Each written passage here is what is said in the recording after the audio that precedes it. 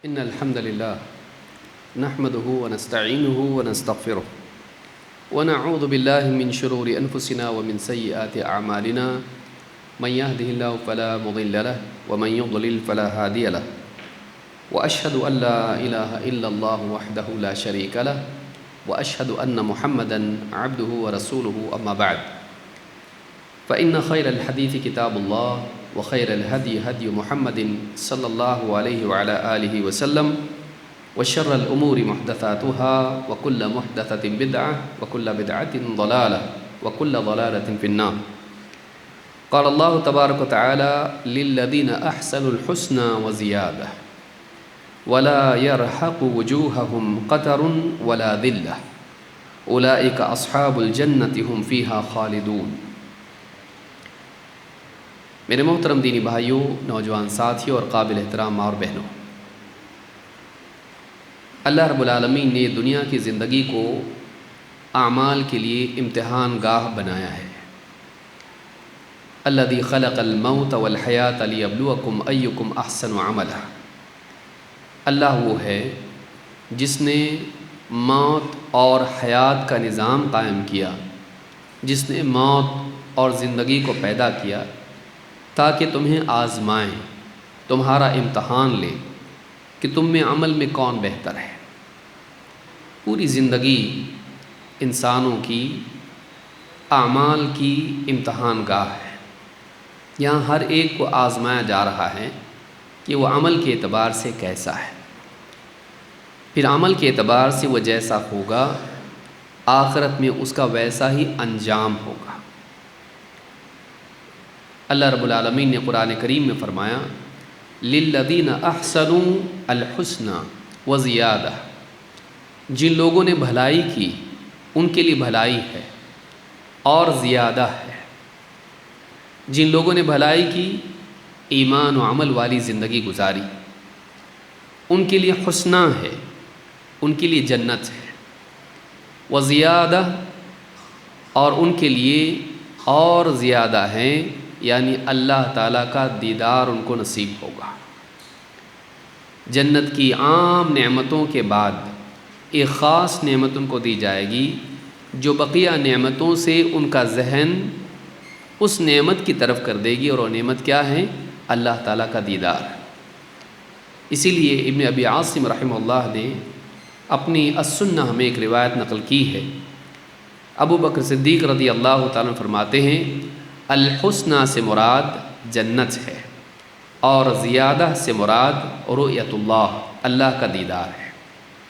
صحیح مسلم کی حدیث میں بھی یہی بات اللہ کے نبی صلی اللہ علیہ وسلم نے بیان کی، اور یہ آیت اس کے بعد میں پڑھی کہ جنت میں اہل جنت کو اللہ کا دیدار کرایا جائے گا، اور انہیں یہ نعمت باقی نعمتوں سے پھیر دے گی۔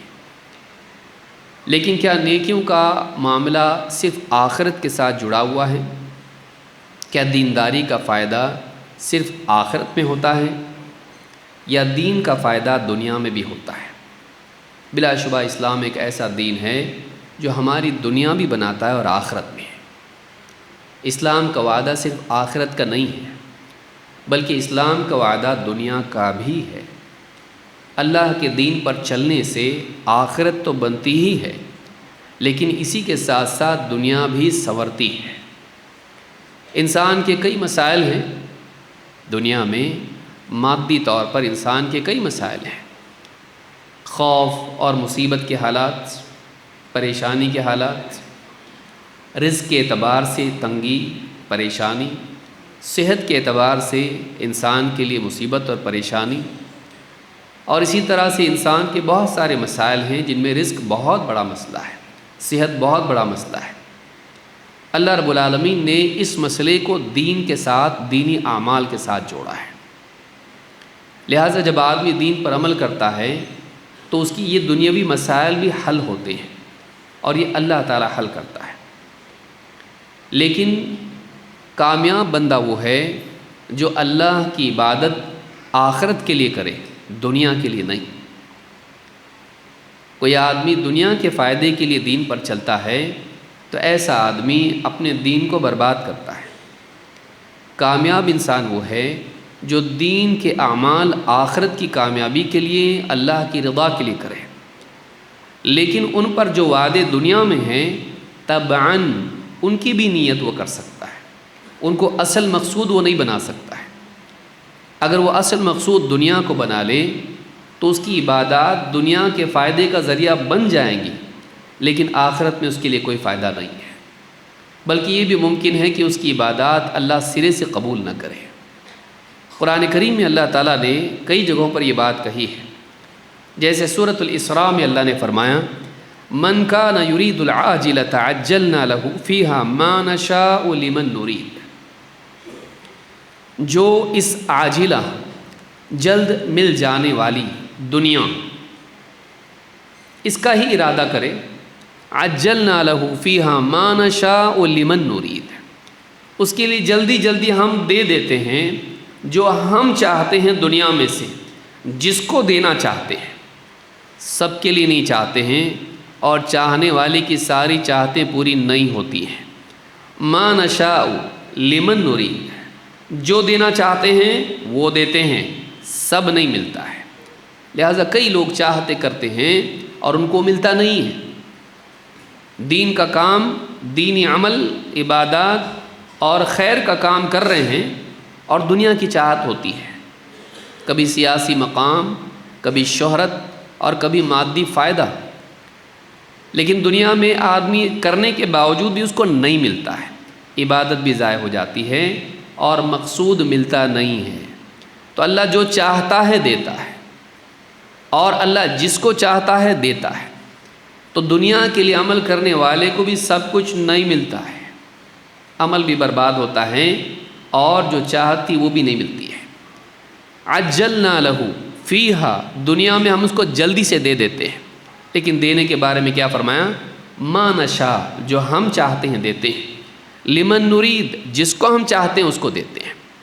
ثم جعلنا لہ جہنم، لیکن پھر ہم نے اس کے لیے جہنم کو ٹھکانہ بنایا ہے، ہم نے اس کے لیے جہنم کو ٹھکانہ بنایا ہے۔ یصلاھا مذموما مدحورا، وہ جہنم میں داخل ہوگا مذمت کیا ہوا، دھتکارا ہوا بنا کر، دھتکار کے اس کو جہنم میں ڈال دیا جائے گا۔ کیوں؟ اس لیے کہ اس نے دینی کام کو دنیوی غرض سے کیا، اس کا اصل ارادہ دنیا ہی تھا، آخرت سے اس کو کوئی لینا دینا تھا ہی نہیں۔ یہ اس آدمی کا حال ہے جو دنیا ہی کو مقصود اور مطلوب مان کر زندگی گزارے، آخرت سے اس کو کوئی لینا دینا نہ ہو۔ لیکن اس کے بالمقابل دوسرا انسان ہے جس کا اصل مقصود و مطلوب آخرت ہو۔ اللہ نے فرمایا وَمَنْ أَرَادَ الْآخِرَةَ وَسَعَى لَهَا سَعْيَهَا وَهُوَ مُؤْمِنٌ، تین باتیں ہیں۔ جس نے آخرت کا ارادہ کیا اور آخرت کے لیے وہ کوشش کی جو آخرت والی تھی، وَهُوَ مُؤْمِن، اور ہاں وہ ایمان والا بھی تھا، صرف کام کرنے والا نہیں، صحیح عقیدے والا بھی تھا۔ بغیر ایمان کی نیکیاں قبول نہیں ہوتی ہیں۔ تو اس نے آخرت کی کامیابی کا ارادہ کیا، ایک، آخرت کے لیے وہ کوشش کی جو آخرت میں کامیاب کراتی ہے، دو، اور تین، وہ ایمان والا تھا، اللہ کو اور آخرت کو مانتا تھا، اور وہ ساری چیزیں تسلیم کرتا تھا جو اللہ اور اس کے رسول نے بتائی ہیں۔ تو اللہ نے فرمایا فَأُولَئِكَ كَانَ سَعْيُهُمْ مَشْكُورًا، تو یہی لوگ ہیں جن کی ساری کوششیں قبول کی جائیں گی، ان کی کوشش جو کچھ انہوں نے آخرت کے لیے کی تھی وہ قبول کی جائے گی۔ اس کی آواز تھوڑی صحیح کر لیں، وصل کر رہا ہے۔ تو یہ جو آیت ہے یہ سورہ بنی اسرائیل میں ہے۔ اللہ رب العالمین نے اس آیت میں فرمایا کہ جو دنیا کا ارادہ کرتا ہے اس کو ہم دنیا ہی میں دے دیتے ہیں، دنیا کا جو دینا چاہتے ہیں، جس کو دینا چاہتے دیتے ہیں، آخرت میں اس کے لیے کچھ نہیں، جہنم۔ لیکن جو آخرت کا ارادہ کرتا ہے اور آخرت کے لیے کوشش کرتا ہے اور صحیح عقیدے کے ساتھ کرتا ہے، تو آخرت میں ایسے لوگوں کی کوشش مقبول ہوگی، وہ کامیاب ہوں گے۔ محض دنیا کے لیے عمل کرنے والے کا حال کیا ہے؟ اللہ تعالیٰ ایک اور جگہ پر فرماتا ہے من کان یرید الحیات الدنیا وزینتہا، جس کا ارادہ محض دنیا کی زندگی اور یہاں کی زینت کو حاصل کرنا ہو، جس کا گول، الٹیمیٹ گول دنیا کی کامیابی ہے، جس کا اصل مقصود دنیا کی زندگی ہو، وہ دنیا کی زندگی ہی کو زندگی سمجھتا ہو، اسی کے لیے سب کچھ کرتا ہو، جس کا اصل مقصود دنیا کی زندگی اور یہاں کی زینت، یہاں کی چیزیں حاصل کرنا ہو۔ نوفی الیہم اعمالہم فیہا وہم فیہا لا یبخسون، ان کے اعمال کا بدلہ ہم ان کو دنیا ہی میں دے دیتے ہیں اور کوئی کمی نہیں کرتے ہیں، اور کوئی کمی نہیں کرتے ہیں، ایسے لوگوں کے لیے کوئی کمی نہیں کی جائے گی۔ لیکن آگے کیا فرمایا؟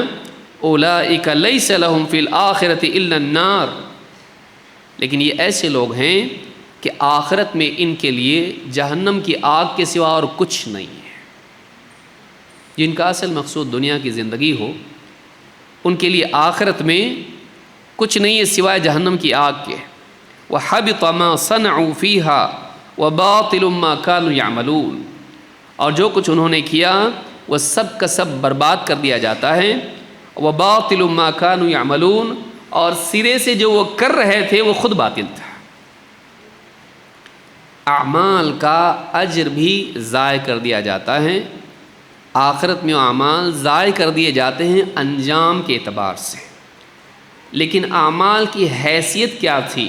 ان کی حیثیت یہ تھی کہ وہ باطل اعمال تھے، وہ ایکسیپٹیبل نہیں تھے اور برباد کر دیے جائیں گے۔ وَحَبِطَ مَا صَنَعُوا فِيهَا وَبَاطِلٌ مَا كَانُوا يَعْمَلُونَ، ایسا عمل اللہ کے نزدیک باطل ہے جو محض دنیا کے لیے کیا جائے۔ کیوں؟ دنیا ختم ہونے والی ہے، تو دنیا کے لیے کیا ہوا عمل بھی ختم ہونے والا ہے۔ آخرت باقی رہنے والی ہے، اس لیے آخرت کے لیے کیا ہوا عمل باقی رہے گا۔ بل تؤثرون الحیات الدنیا والآخرۃ خیر وابقی، تم دنیا کی زندگی کو ترجیح دیتے ہو، لیکن آخرت زیادہ بہتر ہے دنیا کے مقابلے میں، اور زیادہ باقی رہنے والی ہے۔ زیادہ باقی رہنے والی ہے، وہی باقی رہنے والی کیونکہ دنیا فنا ہونے والی ہے۔ کل من علیہا فان، یہ سب ختم ہونے والا ہے، باقی رہے گی آخرت۔ تو جو لوگ دنیا کے لیے عمل کرتے ہیں، چاہے وہ نماز پڑھیں، حج کریں، زکوٰۃ ادا کریں، خدمت خلق کریں، دنیا کے لیے کرتے ہیں، یعنی دنیا کی شہرت کے لیے، دنیا میں مال و متاع کے لیے، دنیا کی گدی حاصل کرنے کے لیے، کرسی کے لیے، اور اس طرح کی جتنی چیزیں ہیں دنیا کے لیے اگر حاصل کرتے ہیں، دنیا حاصل کرنے کے لیے ضائع ہے۔ آخرت میں ان کے لیے جہنم کے سوا کچھ نہیں۔ آخرت کو مقصود بنانے والوں کا معاملہ کیا ہے؟ اللہ کے نبی صلی اللہ علیہ وسلم فرماتے ہیں من کانت الآخرۃ ہمہ، جس کی اصل فکر آخرت ہو، رات دن وہ آخرت کی فکر میں جیتا ہو۔ من کانت الآخرۃ ہمہ جعل اللہ غناہ فی قلبہ، اللہ تعالیٰ اس کے دل کو غنا سے بھر دیتا ہے، اس کے دل میں پانے کا احساس ہوتا ہے، محرومی کا نہیں۔ اصل محرومی یہاں ہوتی ہے، محرومی نہیں ہے، محرومی کا احساس محرومی ہے۔ بہت ہے لیکن کم لگ رہا ہے، محروم ہے، فقیر ہے، تھوڑا ہے لیکن بہت ہے، بادشاہ ہے۔ اصل وہ احساس ہے جو انسان کو فقیر بناتا ہے، کمی کا احساس انسان کو فقیر بناتا ہے، محتاج بناتا ہے۔ تو اللہ تعالیٰ، جو آدمی آخرت کا ارادہ کرتا ہے، اللہ تعالیٰ اس کے دل کو غنا سے بھر دیتا ہے۔ وَجَمَعَ لَهُ شَمْلَهُ وَأَتَتْهُ الدُّنْيَا وَهِيَ رَاغِمَةٌ، اس کے بکھرے ہوئے معاملات کو سمیٹ دیتا ہے اور دنیا ذلیل ہو کر اس کے پاس آتی ہے۔ یہ نہیں جاتا، یہ آخرت کی دوڑ میں آگے جا رہا ہے، دنیا خود ذلیل ہو کر اس کے قدموں میں آتی ہے۔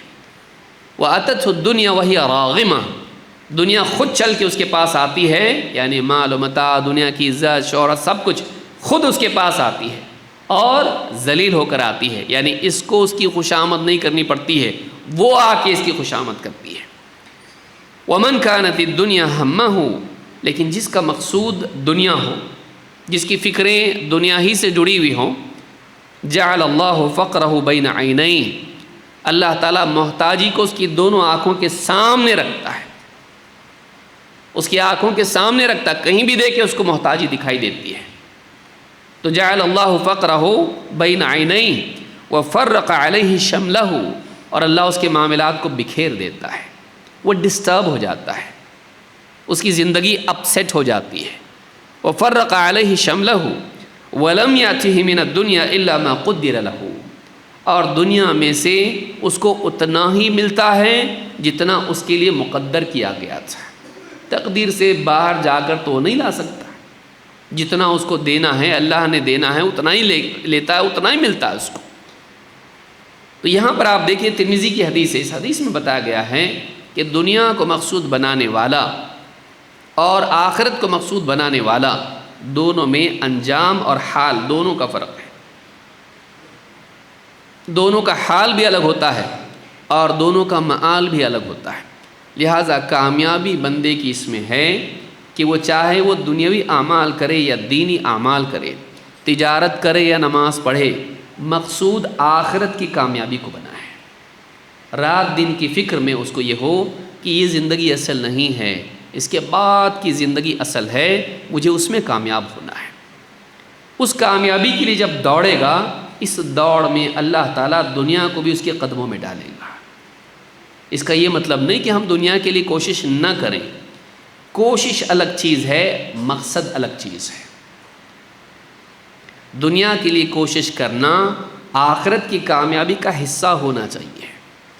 دنیا کے لیے کوشش کرنا دنیا کو مقصد بنا کے نہیں ہونا چاہیے. ہماری منزل آگے ہے، دنیا اس کی منزل ہے جس کا آخرت پر کوئی ایمان نہیں، لیکن جو آخرت پر ایمان رکھتا ہے وہ دنیا کو منزل نہیں بنا سکتا ہے. اس کو اچھی طرح سے یاد رکھیے. تو یہ ساری باتیں بتانے کا مقصد یہ ہے کہ کہیں ایسا نہ ہو کہ ہم نماز پڑھیں دنیا کے لیے، اور روزہ رکھیں دنیا کے لیے، صدقہ دیں دنیا کے لیے. نماز پڑھیں تاکہ لوگوں میں دیندار ہم قرار پائیں، الیکشن میں لوگ ہم کو بولے بہت نیک آدمی اس کو ووٹ دو. تو برابر رمضان میں بھی آ رہا ہے ٹوپی رومال باندھ کے اور سب کچھ، ہاں نیک صالح بن کے آ رہا ہے تاکہ ریپوٹیشن صحیح ہو جائے، رشتہ اچھا آ جائے. دنیا کے لیے نہیں. یا صدقہ دے رہا ہے، زکوٰۃ دے رہا ہے، جس کو دے رہا ہے آج اس کو دے رہا ہوں، کل کو میری مصیبت میں یہ میری آواز دینے پر آنا چاہیے، کال پہ آئے، اس کو غلام بنانے کے لیے اس کو زکوٰۃ دے رہا ہے کہ وہ ہمیشہ میرا ممنون رہے. یا حج کو جا رہا ہے تو یہ چاہتا ہے کہ لوگ اس کو حاجی صاحب کہیں، الحاج قبر پہ بھی لکھا جائے. دنیا کی شہرت. روزہ رکھ رہا ہے اس لیے کہ چلو ماشاءاللہ ہاں بہت مشکل ہے، اب ڈائٹنگ کی ساری کوششیں فیل، لیکن روزہ تو فرض ہے نا، چھوٹتا ہی نہیں ہے، تو برابر روزہ رکھیں گے تاکہ ڈائٹنگ بھی ہو جائے. اصل مقصود ڈائٹنگ بنا لے آدمی. تو دنیا کو اگر آدمی مقصود بناتا ہے دینی اعمال کے لیے، آدمی ناکام ہے. آدمی کو چاہیے کہ وہ نیک اعمال کے ذریعے سے آخرت کو مقصود بنائے. آئیے دیکھتے ہیں کہ نیکیوں کا دنیا میں فائدہ ہوتا ہے یا نہیں. اچھی زندگی آخرت میں انعام دلاتی ہے، لیکن دنیا میں بھی انسان کو کامیاب کراتی ہے. اور ہم نے دیکھا کہ ہم اصل مقصود آخرت کو بنائیں، لیکن جو وعدے قرآن و سنت میں نیکیوں پر دنیا میں ہیں، اللہ تعالیٰ سے ان کی طلب کرنا غلط نہیں ہے، کیونکہ وعدہ اللہ کا ہے.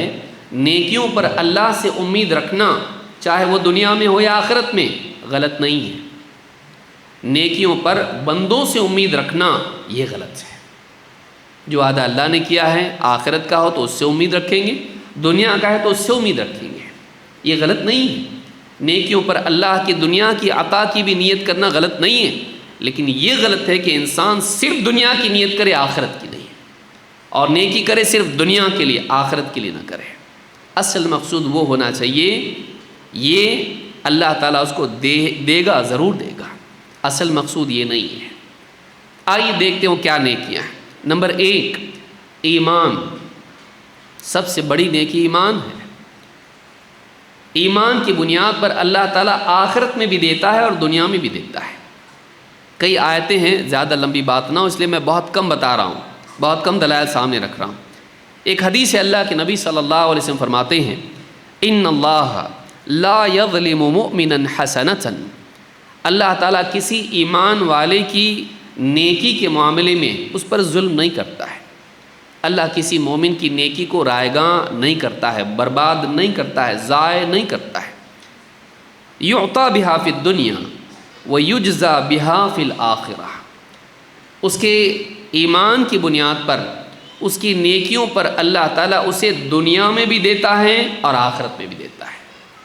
معلوم ہے کہ نیکیوں کا بدلہ، اگر آدمی کے پاس ایمان ہو تو نیکیوں کا بدلہ صرف آخرت میں نہیں بلکہ دنیا میں بھی ملتا ہے۔ امام مسلم نے اس کو روایت کیا ہے، بلکہ اللہ رب العالمین نے قرآن کریم میں غلبہ ہی ایمان والوں کے لیے رکھا ہے جو دنیا میں ہے۔ اللہ نے فرمایا وَلَا تَهِنُوا وَلَا تَحْزَنُوا وَأَنْتُمُ الْأَعْلَوْنَ إِن كُنتُم مُؤْمِنِينَ، ہمت مت ہارو، غمگین مت ہو۔ زندگی میں فیوچر کے اعتبار سے انسان اپنے آپ کو کمزور دیکھ کر، فرد اور سماج، امت اپنے آپ کو کمزور دیکھ کر ہمت ہار جاتی ہے، آگے کیا ہوگا معلوم نہیں۔ ماضی کے برے تجربات اور نقصانات انسان کی ہمت توڑ دیتے ہیں، اس کے دل کو غمگین کر دیتے ہیں، اور پست ہمتی اور غم انسان کو زندگی کے سفر میں اس کے بوجھ کو بڑھا دیتے ہیں۔ انسان زندگی کے سفر میں ٹھیک سے چل نہیں پاتا ہے۔ اللہ تعالیٰ نے فرمایا ہمت مت ہارو، غمگین مت ہو۔ معلوم ہے کہ انسان کو زندگی میں ہمت نہیں ہارنا چاہیے، چاہے کتنا ہی پریشانیاں اور فیلئر ہوں، کتنی ہی اسباب و وسائل اس کے پاس کم ہوں، اور اس کو غمگین نہیں ہونا چاہیے۔ پاسٹ ایکسپیرینس کو اپنے لیے، فیوچر کے لیے رکاوٹ نہیں بنانا چاہیے۔ نہیں ہو سکتا، کچھ نہیں ہونے والا، ابھی سب ختم ہو گیا، نہیں کرنا چاہیے، امید رکھنا چاہیے۔ وَلَا تَهِنُوا وَلَا تَحْزَنُوا وَأَنْتُمُ الْأَعْلَوْنَ إِن كُنتُم مُؤْمِنِينَ، یاد رکھو تم ہی غالب رہو گے، شرط یہ کہ تم واقعی ایمان والے ہونا چاہیے۔ اللہ تعالیٰ نے ایمان کی بنیاد پر دنیاوی غلبے کا وعدہ کیا ہے۔ دنیا میں اونچا مقام اگر مسلمانوں کو چاہیے تو پہلے وہ اندر کو صحیح کریں، اپنے ایمان کی اصلاح کریں۔ باہر کی چیزیں اللہ جمائے گا، پہلے اندر کو صحیح کریں۔ اگر اندر صحیح نہیں ہے تو کچھ نہیں صحیح۔ باہر کے حالات آپ کتنے بھی صحیح کر لیں، اپنے دل کو آپ نے اگر صحیح نہیں کیا کچھ بھی صحیح نہیں ہونے والا ہے۔ کیوں؟ اس لیے کہ آپ دنیا میں غلبہ اپنے اسباب سے نہیں بلکہ رب العالمین کی مدد سے حاصل کرتے ہیں۔ اگر اللہ کی مدد نہ ہو آپ کچھ نہیں کر سکتے، اور اللہ کی مدد ایمان کی بنیاد پر آتی ہے۔ آپ کو سب سے پہلے ایمان کا معاملہ صحیح کرنا چاہیے۔ وَلَا تَهِنُوا وَلَا تَحْزَنُوا وَأَنْتُمُ الْأَعْلَوْنَ إِن كُنتُم مُؤْمِنِينَ۔ اسے معلوم ہوا کہ دنیا میں ایمان کا فائدہ دنیا میں ہوتا ہے، اور اللہ رب العالمین نے دنیاوی غلبے کو ایمان کے ساتھ جوڑا ہے۔ اس لیے علماء ہمیشہ عقیدہ صحیح کرو، ایمان کو مضبوط بناؤ، اللہ سے تعلق جوڑو، اس کی بات کرتے ہیں۔ کیوں؟ ساری چیزیں اپنی جگہ وہ ضروری ہیں، ساری چیزیں اپنی جگہ وہ ضروری ہیں، لیکن اگر ایمان نہیں ہے تو ایسا ہے کہ آپ کے گھر میں پنکھا ہے، فریج ہے، لائٹ ہے، سب ہے، لیکن الیکٹریسٹی نہیں ہے، سب ہو کے بھی چلنے والا نہیں ہے۔ ایمان ایسی ضرورت ہے کہ یہ ساری چیزوں کو آپ کے حق میں مفید بناتی ہے، اللہ کی مدد آپ کو نصیب ہوتی ہے۔ تو پہلی چیز ایمان ہے۔ نمبر 2 استغفار، اپنی غلطیاں، اپنے گناہ، جو بھی گناہ ہم سے ہوئے ہیں ان گناہوں پر اللہ سے توبہ کرنا۔ ہر انسان سے غلطی ہوتی ہے، غلطی کی بھرپائی ہے کہ اللہ سے معافی مانگے اور اپنی غلطی کی اصلاح کرے۔ نوح علیہ السلام نے اپنی قوم کو جب دعوت دی، جو سب سے پہلے رسول تھے، تو کہا فَقُلْتُ اسْتَغْفِرُوا رَبَّكُمْ إِنَّهُ كَانَ غَفَّارًا، اے اللہ میں نے اپنی قوم کو دعوت دیتے ہوئے کہا استغفروا ربکم، اپنے رب سے مغفرت مانگو، اپنے گناہوں کی معافی مانگو۔ انہ کان غفارا، وہ بڑا مغفرت کرنے والا ہے، وہ بڑا مغفرت کرنے والا ہے۔ یرسل السماء علیکم مدرارا، یہ اس کے رزلٹ کے طور پر بتایا جا رہا ہے۔ اپنے رب سے استغفار کرو، بڑا مغفرت کرنے والا ہے۔ یرسل السماء علیکم مدرارا، جب تم استغفار کرو گے، اللہ سے معافی طلب کرو گے، وہ تمہارے لیے آسمان سے بارش برسائے گا۔ مدرارا، علماء نے کہا مدرارا خوب بارش، لیکن ایسی خوب کہ ایسے اوقات میں کہ تمہارے آرام کے اوقات ہوں، کام میں خلل نہ ہو، اور اتنی زیادہ بھی نہیں کہ تمہاری فصلیں تباہ ہو جائیں، ضرورت سے کم بھی نہیں، نامناسب وقت میں بھی نہیں، اور اتنی بھی نہیں کہ تم نقصان میں پڑ جاؤ۔ یرسل السماء علیکم مدرارا ویمددکم باموال وبنین، اور اتنا ہی نہیں بلکہ تم کو مال بڑھائے گا، اولاد بڑھائے گا، اولاد کے ذریعے سے اور مال کے ذریعے سے تم کو اور طاقت دے گا۔ وَيَجْعَلْ لَكُمْ جَنَّاتٍ وَيَجْعَلْ لَكُمْ أَنْهَارًا، اور تمہیں باغ دے گا اور نہریں عطا کرے گا۔ لیجئے کیا کیا مل رہا ہے؟ نمبر 1 مغفرت، سب سے پہلی چیز مغفرت، گناہ معاف۔ نمبر 2 تمہارے لیے آسمان سے بارش برسائے گا، جو کہ سارے رزق کی چابی ہے۔ وَفِي السَّمَاءِ رِزْقُكُمْ، آسمان میں تمہارا رزق ہے۔ ایک تو اللہ کے پاس، دوسرے اللہ بادلوں کے ذریعے سے آسمان سے بارش برساتا ہے، تب سارا رزق زمین سے رزق نکلتا ہے۔ تو تمہارے لیے زمین سے اللہ تعالیٰ رزق نکالے گا، اور تمہیں مال اور اولاد کے ذریعے قوت دے گا، اور اسی طرح سے تم کو باغات عطا کرے گا، نہریں عطا کرے گا، کھانے کے لیے کھانا، پینے کے لیے پانی۔ کس پر؟ استغفار پر۔ گناہوں کے معاب میں انسان اللہ سے مغفرت طلب کرے، اللہ مجھے معاف کر دے، میرے گناہوں کی مغفرت کر دے۔ امام القرطبی رحمۃ اللہ علیہ فرماتے ہیں فی هذه الآیۃ والتي فی ہود دلیل علی ان الاستغفار یستنزل به الرزق والامطار۔ کہتے ہیں کہ اس آیت میں، اور ایک آیت ہے جو سورہ ہود میں ہے، ان 2 آیتوں میں اس بات کی دلیل ہے کہ استغفار کے ذریعے سے رزق اور بارش نازل ہوتی ہے۔ استغفار کے ذریعے سے رزق اور بارش اللہ کی طرف سے دیا جاتا ہے۔ تو معلوم ہوا کہ استغفار کا فائدہ دنیا میں ہوتا ہے۔ ہم دن بھر میں کتنی بار مانگتے ہیں اللہ معاف کر دے، غلطی ہو گئی استغفر اللہ، لیکن ہم زبان سے کہتے ہیں، دل سے ہوتا ہے؟ استغفار کے لیے، توبہ کے لیے ضروری ہے دل میں شرمندہ ہو، زبان سے انسان اپنے گناہوں کا اعتراف کریں، اور آئندہ نہ کرنے کا عزم کریں، اور حال میں گناہ کو چھوڑیں۔ پاسٹ کے اعتبار سے شرمندہ ہو، معافی مانگے، حال کے اعتبار سے گناہ کو چھوڑ دیں، اور مستقبل کے اعتبار سے نہیں دہراؤں گا وعدہ کریں، عہد کریں۔ اور اگر بندوں پر ظلم کیا ہے، گناہ بندوں سے متعلق ہو، ان کا حق لوٹائے، تب جا کر توبہ صحیح ہوتی ہے، خالی زبان سے توبہ بولنے سے نہیں۔ اس لیے بہت سارے لوگ توبہ کرتے ہیں لیکن توبہ ہوتی نہیں، کیوں؟ یہ سارا کچھ کیا نہیں ہے۔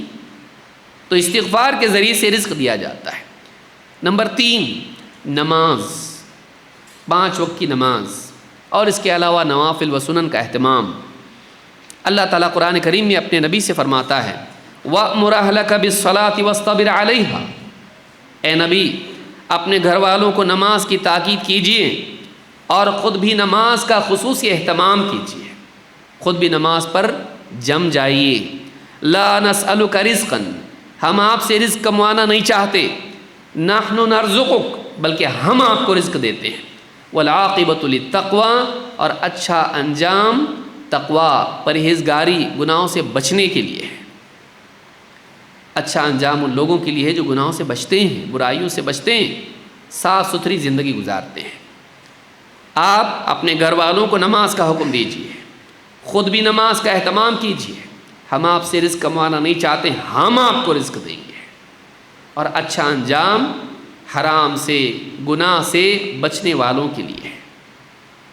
اللہ تعالیٰ نے نبی صلی اللہ علیہ وسلم کو نماز کا حکم دیا، نماز کا حکم دینے کا حکم دیا۔ گھر والوں کو نمازی بناؤ، آپ بھی نمازی بنو، لیکن آپ نمازی تھے، گھر والی نمازی تھے، نماز پہ جم جائیے اور گھر والوں کو تاکید کرتے رہیے چاہے وہ پڑھتے ہیں۔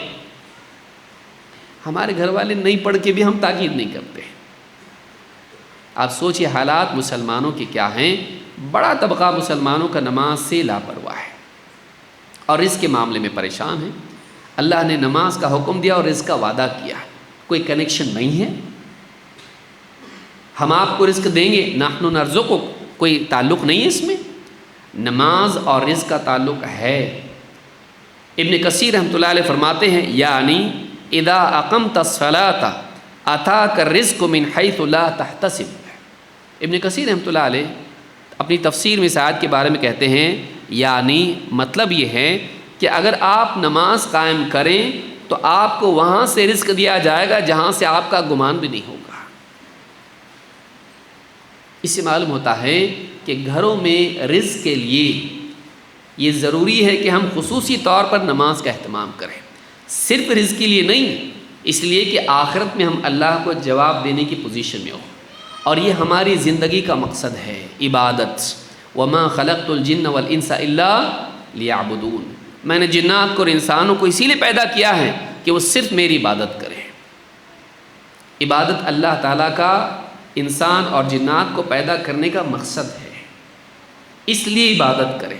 لیکن جب نماز قائم کرے گا تو اللہ تعالیٰ اس کے نتیجے میں اس کو رزق سے بھی نوازے گا. آج آپ دیکھیے انسان نماز ضائع کر رہا، کیوں؟ رزق کی وجہ سے. نماز کو کیوں نہیں آتے؟ دکان پہ بیٹھنے والا کوئی نہیں.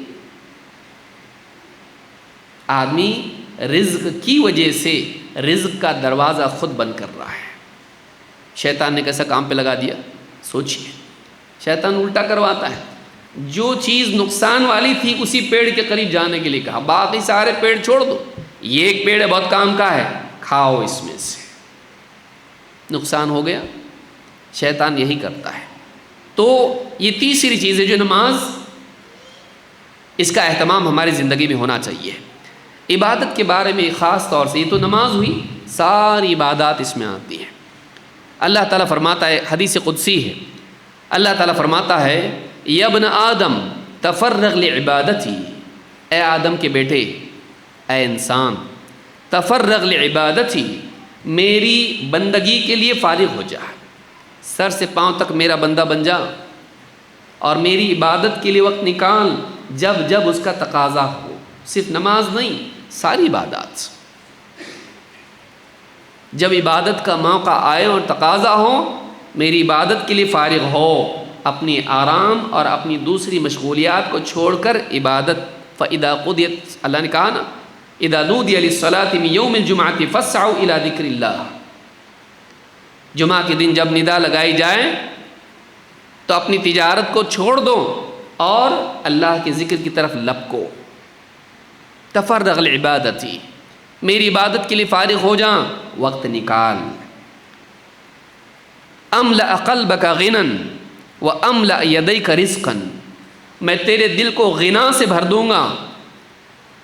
دل میں محتاجی کا احساس نہیں رہے گا، دل میں سکون و اطمینان رہے گا کہ اللہ کا دیا بہت ہے. اور اتنا ہی نہیں، صرف دل نہیں بلکہ واملأ یدیک رزقا، تیرے دونوں ہاتھوں کو رزق سے بھر دوں گا. تیرے دونوں ہاتھوں کو رزق سے بھر دوں گا، ایک ہاتھ بھی نہیں، دونوں ہاتھوں کو رزق سے بھر دوں گا. یا ابن آدم لا تبعد منی، اے آدم کے بیٹے مجھ سے دور مت جا، مجھ سے دور مت جا. لا تبعد منی، مجھ سے دور مت جا. فاملأ قلبک فقرا، کہ تو مجھ سے دور جائے گا تو میں تیرے دل کو محتاجی سے بھر دوں گا. ہمیشہ تجھے کمی کا احساس ہوگا، محرومی کا اور کمی کا اور محتاجی کا، فقیری کا احساس ہمیشہ تجھ کو رہے گا. وَأَمْلَأْ يَدَيْكَ شُغْلًا، اور تیرے دونوں ہاتھوں کو کام میں پھنسا دوں گا. تو محنت کرتا رہے گا لیکن ہاتھ میں آئے گا کچھ نہیں. لیکن اگر تو وقت پر میری عبادت برابر اس کے لیے وقت نکالے گا، فارغ ہوگا میری عبادت کے لیے، تو میں تیرے دل کو غنا سے اور تیرے ہاتھوں کو رزق سے بھر دوں گا. اللہ کا وعدہ عبادت پر ہے. زندگی کا مقصد پورا نہیں کر رہا اور حاجت میں لگ گیا تو محتاج نہیں بنائے گا تو کیا بنائے گا؟ سمجھیے اس کو. مقصد چھوڑ کر حاجت میں لگا تو حاجت والا ہی بنا رہے گا اور محتاج بنا رہے گا. لیکن مقصد کو پورا کرے گا اللہ اس کی حاجت پوری کرے گا اور اس کی عزت بڑھائے گا۔ امام احمد نے اور اسی طرح سے ترمذی، ابن ماجہ اور حاکم نے اس کو روایت کیا ہے۔ نمبر 4، صدقہ۔ صدقہ دکھنے میں کم ہونے والا عمل ہے، مال کم ہوا کیونکہ میں نے دیا، ٹرانسفر، آدمی جیب سے نکال کے دے، تجوری سے نکال کے دے، کم ہوا، یہاں ٹرانسفر کرے، میسج آتا کیسا لگتا دل کو، آواز اس کی سن کے، ہاں کچھ کم ہوا، بظاہر کم ہوتا ہے لیکن ظاہر کے اعتبار سے وہ کم ہوتا ہے۔ اللہ تعالیٰ کسی سے لیتا نہیں ہے، جتنا لیا ہے اس کو زیادہ دیتا ہے۔ قرآن کریم میں اللہ تعالیٰ فرماتا ہے وَمَا أَنفَقْتُم مِّن شَيْءٍ، تم جس چیز کا بھی انفاق کرتے ہو، انفاق کا مطلب ہوتا ہے اللہ کی بتائے ہوئے راستے میں، اللہ کی بتائی ہوئی راہ میں خرچ کرنا، خیر کے کاموں میں خرچ کرنا۔ وَمَا أَنفَقْتُم مِّن شَيْءٍ فَهُوَ يُخْلِفُهُ، وہ تم کو واپس لوٹا دیتا ہے۔ قرآن میں اللہ نے فرمایا جو بھی تم خرچ کرتے ہو اللہ اس کو تم کو واپس لوٹا دیتا ہے، وَهُوَ خَيْرُ الرَّازِقِينَ، اور وہ بہترین رزق دینے والا ہے۔ تو تم خرچ کرتے ہو دین کے کام کے لیے، غربا میں، فقراء میں، جہاں بھی خیر کے کاموں میں تم خرچ کرتے ہو، یہ مت سمجھو کہ اللہ لے لیتا ہے، بلکہ وہ تم کو واپس لوٹا دیتا ہے، وہ تم کو واپس لوٹاتا ہے اور وہ بہتر رزق دینے والا ہے۔ اسی طرح سے اللہ کے نبی صلی اللہ علیہ وسلم فرماتے ہیں، اور یہ حدیث قدسی ہے، اللہ تعالیٰ فرماتا ہے قال اللہ انفق یا ابن آدم انفق علیک، اے ابن آدم تو دوسروں پر خرچ کر، میں تجھ پر خرچ کروں گا۔ یہاں سے نکلا وہاں سے آیا، یہاں سے کم ہوا وہاں سے بڑھایا گیا۔ اور جو لوگ دیتے ہیں ان کو یہ معلوم ہے، جو لوگ نہیں دیتے ہیں ان کو صرف یہ معلوم ہے کہ دینے سے کم ہوگا، لیکن دینے والوں کو معلوم ہے کہ یہاں سے دیا اور اللہ نے وہاں سے دیا، اور اکثر اللہ تعالیٰ واللہ کئی گنا بڑھا کے دیتا ہے، اللہ تعالیٰ کئی گنا بڑھا کے دیتا ہے، اتنا ہی نہیں دیتا، زیادہ دیتا ہے اللہ تعالیٰ، کیونکہ اللہ وہ غنی ہے، وہ رب العالمین ہے، وہ بادشاہ ہیں۔ تو دے کے تو دیکھ، لیکن کنجوسی انسان کو محروم رکھتی ہے، سخاوت محروم نہیں کرتی ہے، کنجوسی محروم کرتی ہے، وہ مخلوق کو نہیں دیتا ہے اور اللہ سے لینے کے لائق نہیں بنتا ہے۔ اللہ سے لینے کے لائق بننے کے لیے مخلوق کو دینے والا بننا پڑتا ہے۔ اور آپ یہ پوچھنا چاہیں، بہت دور جانے کی ضرورت نہیں، کسان سے پوچھیے، آپ سمجھ میں آیا، بتی چل گیا، ہاں سمجھ میں آ رہا ہے۔ کسان زمین میں کتنا ڈالتا ہے؟ تھوڑا، ایک مٹھی ڈالتا ہے، لیکن کتنا اس کو بوری بھر بھر کے نکلتا ہے۔ تو اللہ تعالیٰ یہی مثال قرآن کریم میں اللہ نے صدقات کی دی، اگر بات اس پہ کی جائے تو بہت لمبی بات ہو جائے گی، کہ انسان آپ دیکھیں، کسان سے پوچھئے، وہ تھوڑا زمین میں ڈالتا ہے اور کئی گنا آتا ہے۔ اسی طرح سے انسان جب اللہ کی خاطر دنیا میں خیر کے کاموں میں خرچ کرتا ہے، اللہ کئی گنا بڑھا کے اس کو دیتا ہے۔ تو کہا کہ یا ابن آدم انفق علیک، اے آدم کے بیٹے تو خرچ کر، تجھ پہ میں خرچ کروں گا، تجھ کو میں عطا کروں گا۔ امام البخاری مسلم دونوں نے اس کو روایت کیا ہے۔ نمبر 5، صدقات نہ صرف یہ کہ اللہ سے رزق کا ذریعہ ہیں، بلکہ صدقات صحت مندی اور شفا کا بھی ذریعہ ہے۔ اللہ کے نبی صلی اللہ علیہ وسلم فرماتے ہیں داؤ مرضاکم بالصدقہ۔ ابو شیخ الاصبہانی نے اسے روایت کیا ہے کتاب الثواب میں، اور شیخ الالبانی صحیح الجامع الصغیر میں کہتے ہیں کہ یہ حدیث حسن درجے کی ہے۔ داؤ مرضاکم بالصدقہ، اپنے مریضوں کا علاج کراؤ صدقہ کے ذریعے سے، دوا مت کراؤ نہیں ہے، اس کے لیے الگ سے حدیث ہے، اس کے لیے الگ سے حدیث ہے کہ دوا کرو۔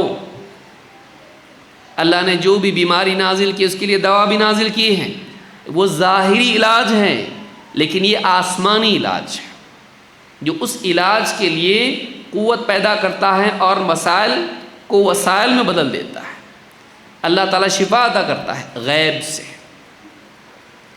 علاج میں مزید اور ترقی اور شفا میں آسانی ہوتی ہے۔ داؤ مرضاکم بالصدقہ، گھر میں کوئی بیمار ہے تم اس کی طرف سے صدقہ کرو، اس کی شفا کے لیے صدقہ کرو، یہ نہیں کہ بکرا لا کے بلی دو، وہ مطلب نہیں یہاں پر۔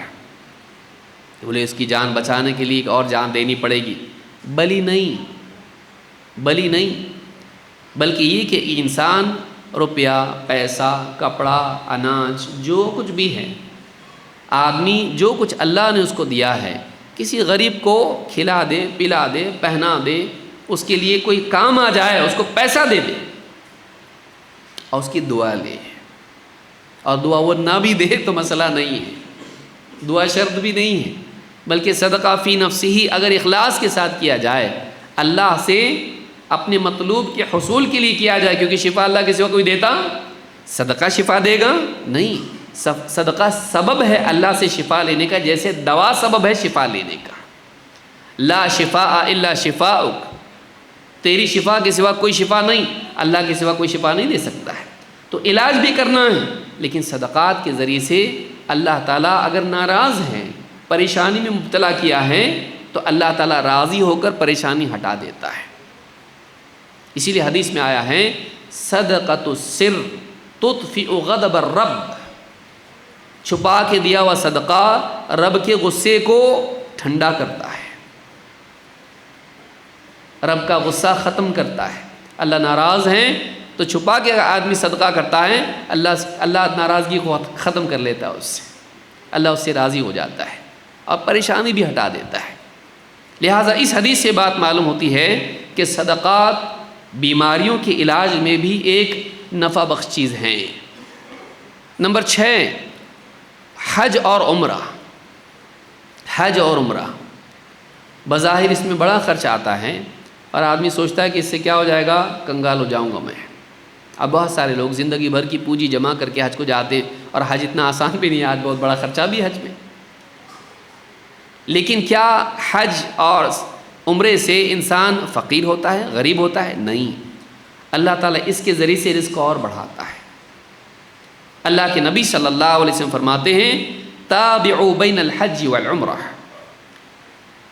ایک کے بعد ایک حج اور عمرہ کرو، تابعوا بین الحج والعمرہ، ایک کے بعد ایک، یعنی حج کیا عمرہ کیا، حج کیا عمرہ کیا، کرو ایسا۔ یہ کس کے لیے ہے؟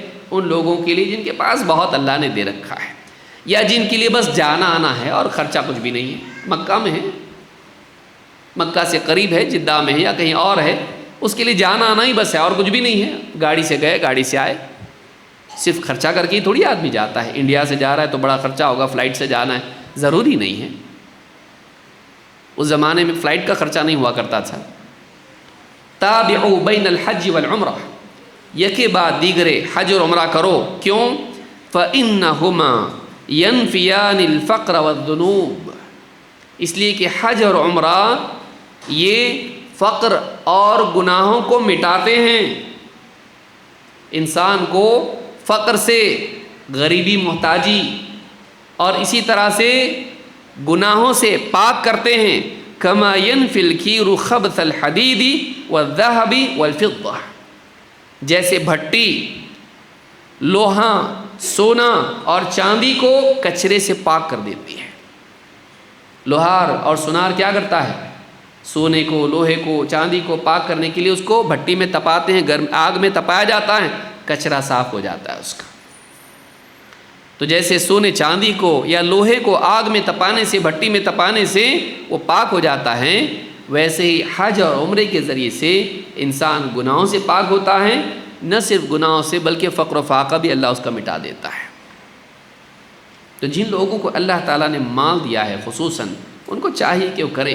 بعض لوگ مشورے دیتے ہیں کہ حج مت کرو، عمرہ مت کرو، غریبوں کے کام آؤ، ایسا مشورہ نہیں دینا چاہیے، بلکہ ان سے کہا جائے وہ بھی کرو یہ بھی کرو، ورنہ وہ لوگ وہ بھی نہیں کرتے اور دل سخت ہو جاتا اور یہ بھی نہیں کرتے۔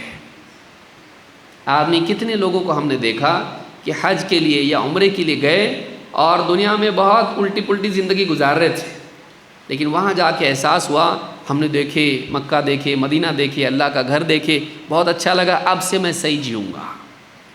پھر وہ غریبوں کی بھی کام آتا ہے، اس کا دل نرم ہو جاتا ہے، جو یہاں نہیں سدھرتے بعض اوقات وہاں جا کے سدھرتے ہیں۔ اور آپ نہیں بولو گے ان کو مت کرو یہاں کرو، وہ وہی پیسہ لے کے ہانگ کانگ جائے گا، پیرس جائے گا، کیونکہ پیسے والا ہے، وہ کہیں نہ کہیں تو جائے گا، تو وہاں جانے دو نا اس کو، وہاں جانے دو، اس کا پیسہ وہاں جا رہا، اچھا ہے وہ سدھر کے آئے گا، غریبوں کے کام تو آئے گا، زندگی بدلے گی اس کی۔ تو ایک نیکی بند کر کے دوسری نیکی کی طرف بھیجنا کیا عقل مندی ہے؟ آپ دونوں نیکیوں کی ترغیب دو، یہ نہیں کہو کہ آپ نماز مت پڑھو زکوٰۃ دو، نماز مت پڑھو ماں باپ کی خدمت کرو، یہ بیوقوفی ہے۔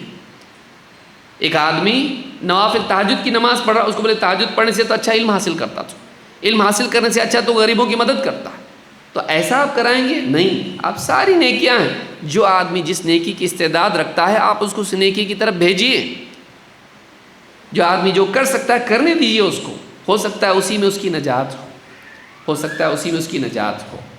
تو اس حدیث سے بات معلوم ہوتی ہے کہ حج اور عمرے سے گناہ بھی معاف ہوتے ہیں اور اللہ فقر کو بھی مٹاتا ہے۔ اسی طرح سے صلہ رحمی ہے، رشتہ داروں سے رشتے ناتے جوڑنا، رشتہ داروں سے اچھا سلوک کرنا۔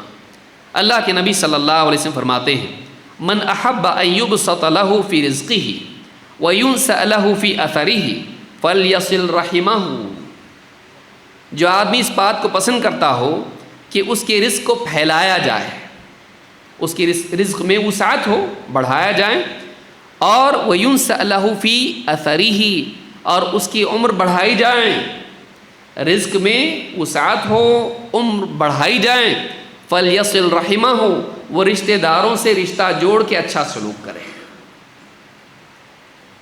یہ اللہ کی طرف سے ہوتا ہے، رزق میں بھی برکت، عمر میں بھی برکت۔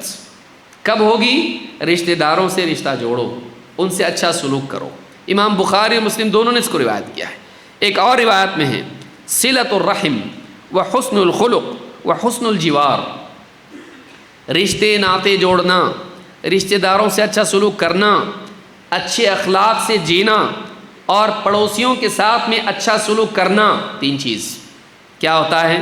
یعمرن الدیار، اللہ تعالیٰ اس کے ذریعے بستیوں کو آباد کرتا ہے، ویزدن فی الاعمار، اور عمروں میں زیادتی کرتا ہے، عمر بڑھا دیتا۔ ایسا کیسے بڑھتی عمر؟ اللہ بڑھاتا، رزق بھی بڑھاتا، عمر بھی بڑھاتا، اللہ کی طرف سے یہ اضافہ ہوتا ہے۔ تو جو آدمی چاہتا ہے کہ اس کی عمر میں برکت ہو، اس کی رزق میں برکت ہو، اس کی عمر بڑھائی جائے، حقیقتاً عمر بڑھتی ہے، حقیقتاً رزق بڑھتا ہے۔ کب؟ جب آدمی رشتے ناتے جوڑتا ہے، اچھے اخلاق کا ثبوت دیتا ہے، اور پڑوسیوں سے خصوصاً اچھے تعلقات رکھتا ہے، ان کے کام آتا ہے۔ اس حدیث کو امام احمد نے روایت کیا ہے۔ تو یہ صلہ رحمی اور اچھا اخلاق بھی ایک بہت بڑا سبب ہے۔ اسی طرح سے دوسروں کی مدد کرنا، دوسروں کے کام آنا، دنیا میں اور آخرت میں بھی اللہ تعالیٰ کی مدد کا حقدار انسان کو بناتا ہے۔ اللہ کے نبی صلی اللہ علیہ وسلم فرماتے ہیں من نفس عن مؤمن کربۃ من کرب الدنیا، جو کسی ایمان والے سے دنیا کی کوئی تکلیف دور کرتا ہے، نفس اللہ عنہ کربۃ من کرب یوم القیامہ، اللہ تعالیٰ آخرت کی پریشانیوں میں سے کوئی پریشانی اس کی دور کرے گا۔ جو کسی ایمان والے کی دنیا کی مصیبت دور کرتا ہے، اللہ تعالیٰ آخرت کی مصیبتوں میں سے اس کے لیے کوئی مصیبت دور کرے گا۔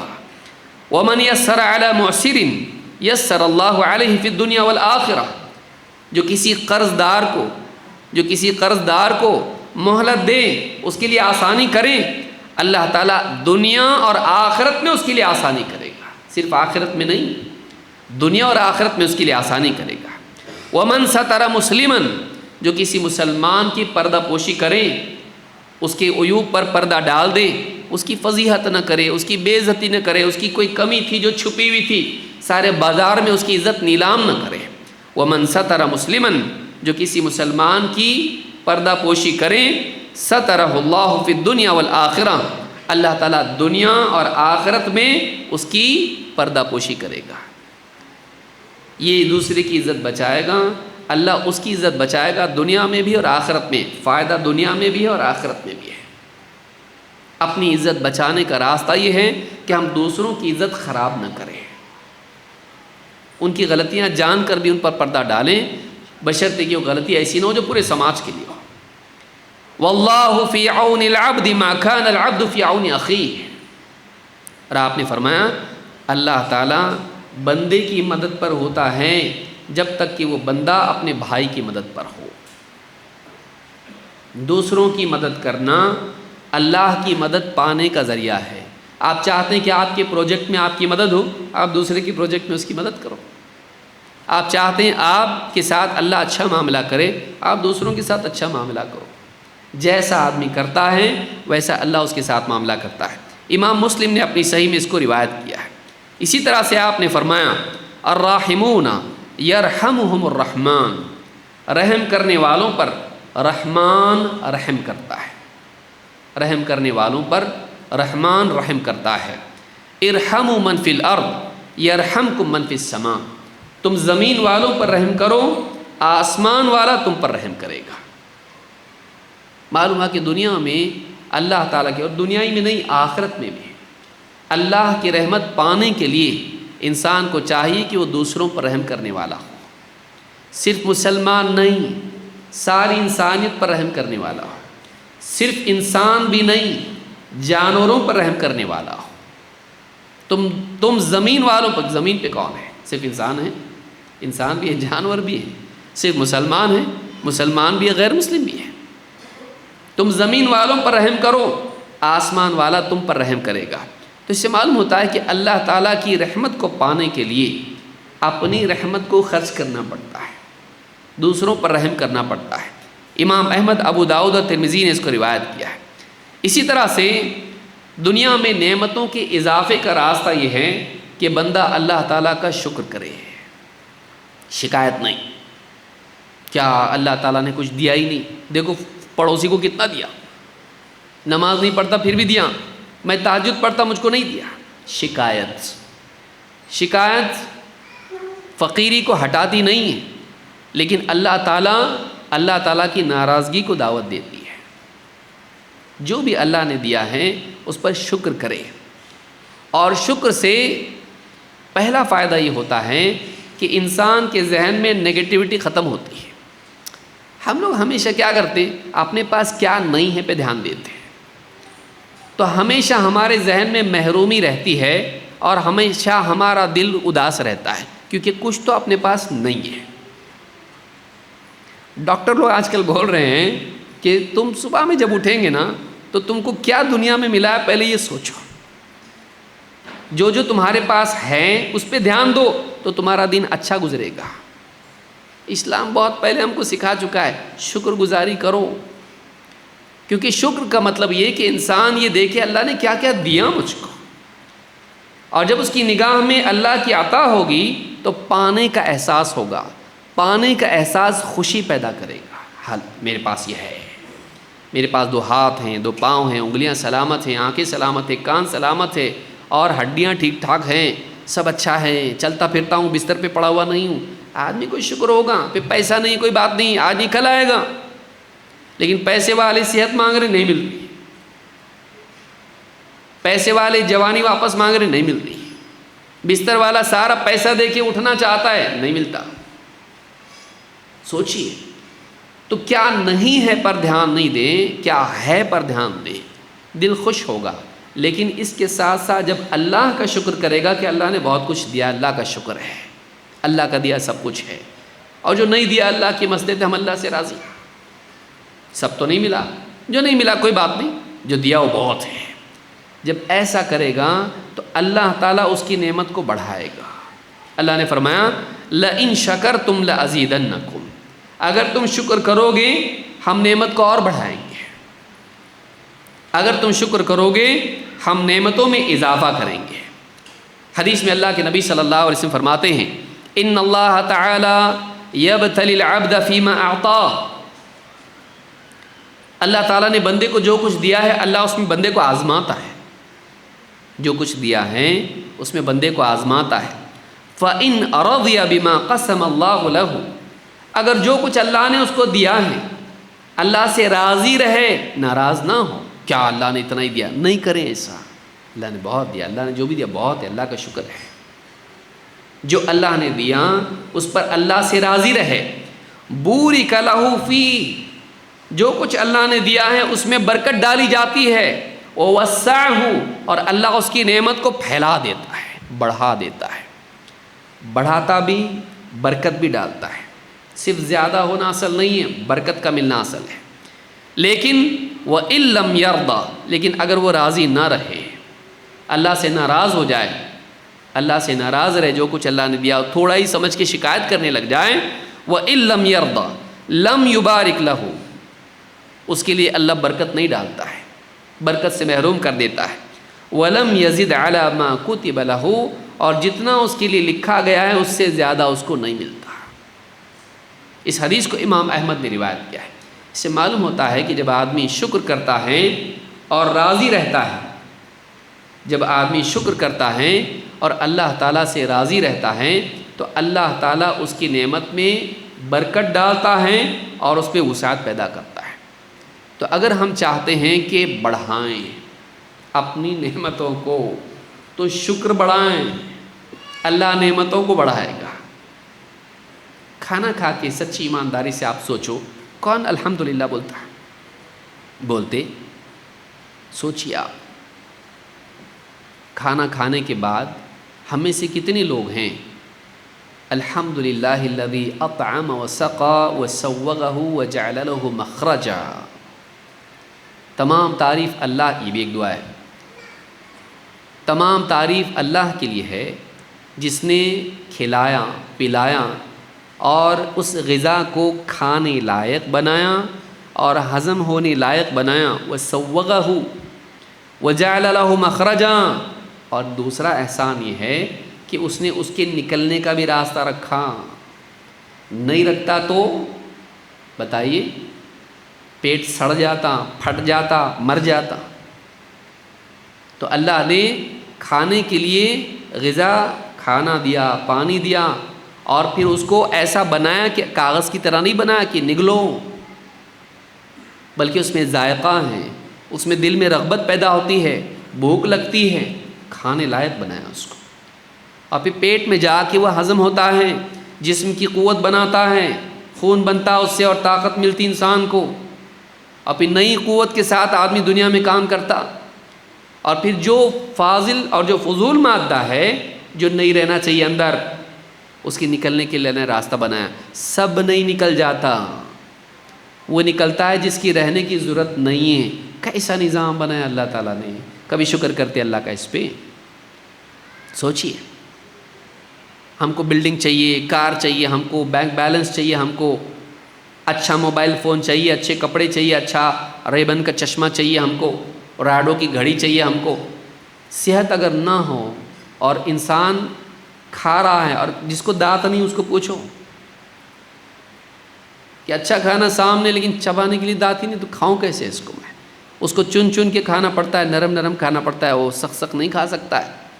کتنی ساری نعمتیں ہیں، لیکن انسان کا معاملہ یہ ہے کہ نعمتوں کی قدر تب پیدا ہوتی ہے جب نعمتیں چھن جاتی ہیں۔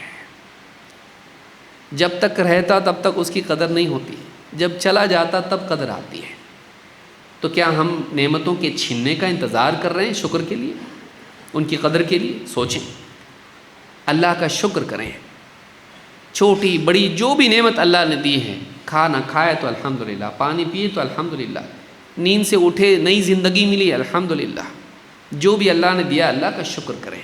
لَإِن شَكَرْتُمْ لَأَزِيدَنَّكُمْ، اگر تم شکر کرو گے ہم نعمت کو بڑھائیں گے۔ تو شکر بھی عبادت ہے، شکر چھوٹی چیز ہے کیا؟ شیطان نے کیا کہا تھا؟ شیطان نے کہا تھا اس کو سجدہ کرنے لگا تھا، اس کو، اور کہا وَلَا تَجِدُ أَكْثَرَهُمْ شَاكِرِينَ، اس لائق نہیں ہے کہ میں اس کو سجدہ کروں، ان میں سے اکثر کو تو شکر گزار نہیں پائے گا۔ شکر اتنی امپورٹنٹ چیز ہے کہ شیطان نے بتایا کہ یہ کیا نہیں کریں گے، شکر نہیں کریں گے، کھائیں گے پئیں گے تو اس کو بھول جائیں گے۔ نعمت لینے والا اکثر نعمت پر اس کی دھیان ہوتی ہے، اس کا دھیان ہوتا ہے، نعمت دینے والے ہاتھ کو نہیں دیکھتا، آپ سعودی ریٹرن ہیں، آپ سفر سے آئے، حج عمرہ سے آئے، کسی کے لیے کچھ لائے، کسی کے لیے کچھ لائے گھر میں، آپ دیکھو جب اس کو دیتے آپ لا کے، وہ لے کے بھاگتا اپنے روم میں، کتنا اچھا ہے، آپ کو دیکھتا ہی نہیں وہ۔ نعمت لینے والا اکثر دینے والے کو بھول جاتا ہے اور نعمت میں کھو جاتا ہے، ناکامی ہے یہ۔ دینے والے کو کتنا خراب لگتا ہے، ہاں دینے والے کو کتنا خراب لگتا ہے، میں اتنے اس سے لایا، میرے لیے کچھ بھی نہیں، لے کے بھاگا، بہت اچھا ہے، ہاں کپڑے بہت اچھے ہیں، فلاں چیز بہت اچھی ہے، یہ بہت اچھا ہے۔ انسان کی خرابی ہے، نعمت دینے والے کو نہیں بھولنا۔ اللہ تعالیٰ نعمتیں دینے والا ہے۔ جب بھی آپ کے پاس نعمت آئے، آپ اس بات کو یاد رکھیے، اللہ نہیں دیتا تو نہیں ملتا، اللہ کا شکر ہے، اللہ کا بہت احسان ہے، اللہ تیری بہت ساری تعریف تیرے لیے، تو نے دیا، بہت بڑا احسان ہے تیرا ہم پر۔ اللہ کو نہیں بھولنا، اللہ خوش ہوتا اور دیتا ہے، اللہ خوش ہوتا ہے اور دیتا ہے۔ لئن شکرتم لأزیدنکم، اگر تم شکر کرو گے ہم نعمت کو بڑھائیں گے۔ تو جب بھی اللہ تعالیٰ کچھ نعمت دے، اللہ تعالیٰ کا شکر کریں۔ اور آخری بات یہ ہے کہ تعوذ، اللہ کی پناہ مانگنا، یہ بھی عبادت ہے۔ اللہ کی پناہ مانگنا یہ بھی عبادت ہے۔ جب آدمی کہیں پڑاؤ ڈالے، سفر میں جائے، کہیں رکے، اگر وہ اللہ کی پناہ مانگے، اللہ تعالیٰ ہر اذیت پہنچانے والی مخلوق سے اس کو محفوظ کر دیتا ہے۔ اللہ کے نبی صلی اللہ علیہ وسلم فرماتے ہیں، من نزل منزلا ثم قال، سفر میں آپ جاتے ہیں، کہیں پڑاؤ ڈالتے ہیں، آپ کسی کے گھر پہ رکے، راستے میں رکے، ہوٹل میں رکے، کہیں بھی رکے آپ، من نزل منزلا، جو کہیں پڑاؤ ڈالے، قیام کرے اور پھر یوں کہے، اعوذ بکلمات اللہ التامات من شر ما خلق، میں اللہ تعالیٰ کے تمام کلمات کے ذریعے، ان کے وسیلے سے اللہ کی پناہ مانگتا ہوں ہر اس چیز کے شر سے جسے اللہ نے پیدا کیا ہے، ہر مخلوق کے شر سے میں اللہ کی پناہ مانگتا ہوں، اللہ کے کامل کلمات کے وسیلے سے۔ اگر اتنا کہیں، اللہ کے نبی صلی اللہ علیہ وسلم فرماتے ہیں، لم یضرہ شیء حتی یرتحل من منزلہ ذلک، جہاں بھی وہ رکا ہے وہاں سے روانہ ہونے تک کوئی بھی چیز اس کو نقصان نہیں پہنچا پائے گی، سانپ، بچھو یا کچھ بھی اور کوئی چیز اس کو نقصان نہیں پہنچائے گی، اگر واقعی یقین کے ساتھ وہ ان کلمات کو کہے۔ دعائیں جو ہوتی ہیں وہ تیر کی طرح ہوتی ہیں، کبھی کمان ڈھیلی ہوتی ہے تو تیر زیادہ دور تک نہیں جاتا، کبھی تیر کھینچنے والا ہاتھ کمزور ہوتا ہے، وہ کھینچ کے اتنا ڈھیلا ہاتھ سے پھینکتا تو تیر دور تک جاتا نہیں۔ دعاؤں کی قبولیت کے لیے دعا کے کلمات اور دعا مانگنے والے کی حالت دونوں صحیح ہونا چاہیے۔ مانگنے والے کا بازو مضبوط ہونا چاہیے، اللہ دل سے مانگنے والا ہونا چاہیے، اللہ دے، نہیں واقعی دل سے مانگے، صرف الفاظ نہیں۔ بلکہ تیر بہت اچھا ہے لیکن ہاتھ کمزور ہیں، جائے گا تیر یوں کر کے چھوڑ دیا، یہاں جا کے گر گیا۔ ہاتھ بھی تو مضبوط، تیر چلانے والا ہاتھ بھی تو مضبوط ہونا چاہیے۔ تو آج ہوتا ہے اتنی بڑی بڑی دعا میں مانگتا ہوتا نہیں، تیر اچھا ہے، تیرا ہاتھ کمزور ہے، یاد رکھیں گے اس کو۔ ہاں، تیر پہنچ رہا کیوں نہیں، دعا پہنچ رہی کیوں نہیں؟ دعا کے کلمات زبردست، نبی صلی اللہ علیہ وسلم والے قرآن کی دعا ہے، بہت زبردست ہے۔ دعا مانگنے والا کیسا ہے، یقین ہے کہ اندر ملتا کہ نہیں، کہ ساتھ میں مانگ رہا، کیسا ملتا؟ ہاں، اندر سے ہی پہلے ڈگمگ ہے، اندر سے ہی پکا نہیں ہے۔ تو تیر اچھا ہے لیکن تیر چلانے والا ہاتھ بھی اچھا ہونا چاہیے، اس کو یاد رکھیں۔